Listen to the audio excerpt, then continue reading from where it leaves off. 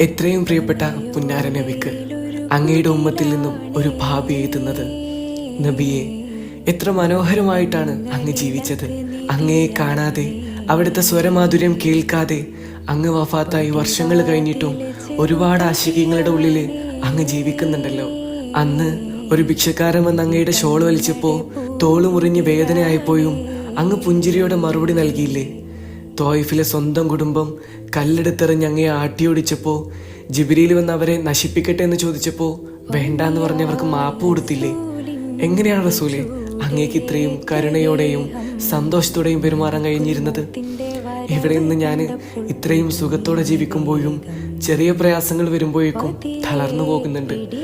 അങ്ങേ ഒരുപാട് പേര് ഒറ്റപ്പെടുത്തിയപ്പോഴും തളർത്തിയപ്പോഴും അങ്ങ് ധൈര്യത്തോടെ സന്തോഷത്തോടെ ജീവിച്ചു.